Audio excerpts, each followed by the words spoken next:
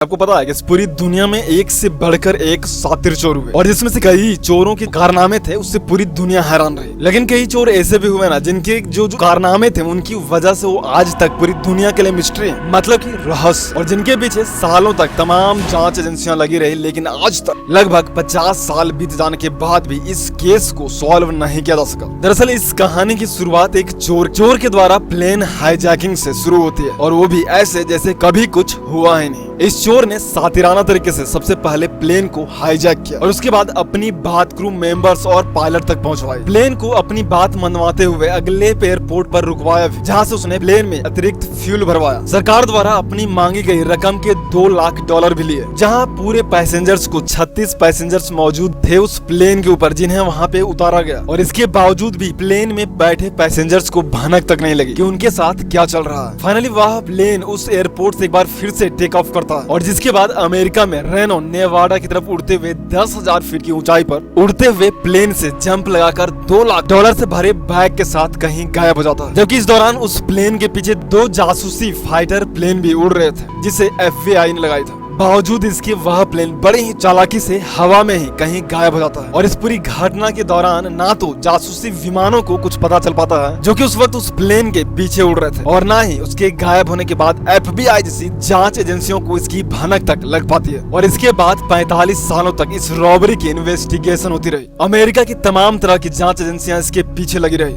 लेकिन इसके बावजूद कभी भी कोई पुख्ता सबूत नहीं मिल पाया और ना ही उस चोर के बारे में ही कुछ पता चल पाया जिसने बेहद ही शातिर तरीके से इस चोरी को अंजाम दिया था। हालांकि एयरपोर्ट पर टिकट बुकिंग के दौरान रिकॉर्ड से पता चला कि उसका नाम DB कूपर था। हालांकि यह नाम भी उसे एक न्यूज़पेपर के गलती के कारण मिला, जबकि जिस नाम से उस चोर ने टिकट बुकिंग करवाई थी उसमें उसका नाम कुछ अलग लिखवाया था। बताएंगे आपको इस दुनिया की सबसे मिस्टीरियस रॉबरी के बारे में और उस शातिर चोर के बारे में पूरी कहानी जिसने इस सबसे मिस्टीरियस रॉबरी को अंजाम दिया। लेकिन उससे पहले अगर आपने हमारे इस चैनल को अब तक सब्सक्राइब नहीं किया तो जल्दी से इस वीडियो को लाइक करके चैनल को सब्सक्राइब कर। दरअसल घटना 24 नवंबर 1971 की है, जब डैन कूपर नाम का एक व्यक्ति काला सूट पहनकर और काला बैग लेकर एक जेंटलमैन की तरह अमेरिका के पोर्टलैंड एयरपोर्ट पर पहुंचता है और टिकट काउंटर से बोइंग 727 प्लेन के लिए अपने लिए $20 में पोर्टलैंड से सिएटल की तरफ का एक तरफा टिकट बुक कराता है। दरअसल 1971 के आसपास अमेरिका के एयरपोर्ट्स पर आज की तरह से सुरक्षा इंतजाम नहीं होते थे और इसीलिए डैन कूपर अपनी बैग को प्लेन के अंदर ले जाने में आसानी से सफल हो जाता है। टिकट खरीदते वक्त टिकट काउंटर से उसे प्लेन में पीछे का सीट मिला था 18C, जो कि उसे अपने प्लान को अंजाम देने के लिए परफेक्ट था। प्लेन के अंदर बैठते हैं और प्लेन की टेक ऑफ करने के बाद सबसे पहले वह बर्बन ड्रिंक और सोडा ऑर्डर करता है, लेकिन चूंकि फ्लाइट सिर्फ 30 मिनट की थी इसलिए अपने प्लान को एग्जीक्यूट करते हुए वह जल्द से जल्द अपने काम पर लग जाता है। और जिसके बाद डैन कूपर अपने नजदीक खड़ी एक फ्लाइट अटेंडेंट जिसका नाम शायद फ्लोरेंस स्कैफनर था उसे पास बुलाकर उसे एक नोट मतलब की पर्ची देता है। शुरू में उस एयर हॉस्टेस को लगता है ना कि डैन कूपर कोई बिजनेसमैन है और वो उसके साथ फ्लर्ट कर रहा है, और इसीलिए उस पर्ची को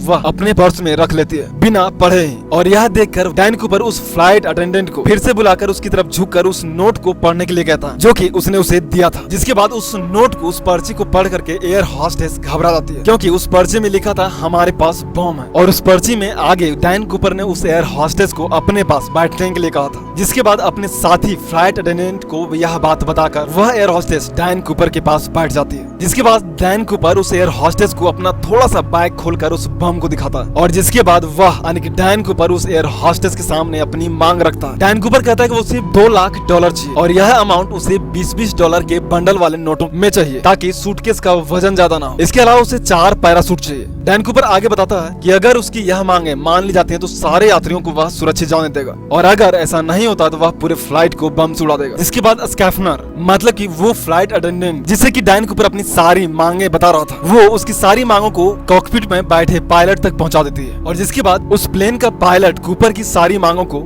सिएटल के एयर ट्रैफिक कंट्रोल तक पहुंचा देता है। जिसके बाद प्लेन हाईजैकिंग की यह वारदात और यह बात FBI और पुलिस तक पहुंच जाती है। मतलब कि अब तक इन सारे लोगों को पता चल चुका था कि यह प्लेन हाईजैक हो चुका है। दूसरी तरफ एयर हॉस्टेस जब वापस प्लेन के अंदर जाती है ना तो वह देखती है कि डैन कूपर काला चश्मा लगाकर बिल्कुल आराम से अपनी सीट पर बैठा है जैसे कि कुछ हुआ ही नहीं, और बिल्कुल बेफिक्र होकर वह अपना ड्रिंक पी रहा। वह बिल्कुल भी डरा हुआ नहीं दिख रहा था, और शायद इसीलिए प्लेन में मौजूद यात्रियों को इतना सब कुछ हो जाने के बावजूद भी यात्रियों को इतनी बड़ी घटना के बारे में भनक तक नहीं थी। हो सकता है कि यह सब कुछ डैन कूपर के प्लान का हिस्सा हो। दूसरी तरफ उधर यात्रियों की जान बचाने के लिए FBI द्वारा डैन कूपर की सभी मांगों को मान लिया जाता है और वे चालाकी दिखाते हुए पूरे $2 लाख को 20 के नोटों के बंडल से भरते हैं ताकि बैग ज्यादा भारी ना हो सके और सभी इस नोटों के सीरियल नंबर को नोट कर लिया जाता है ताकि बाद में डैन कूपर को पकड़ने में आसानी हो सके। लेकिन डैन कूपर द्वारा इस रॉबरी की प्लानिंग को देखकर लगता है ना कि शायद उसने इस पूरी घटना हर पहलुओं को पहले से ही जांचा परखा था और शायद इसीलिए उसे इन सारी घटनाओं और इन सारी बातों का उसे पहले से पता था और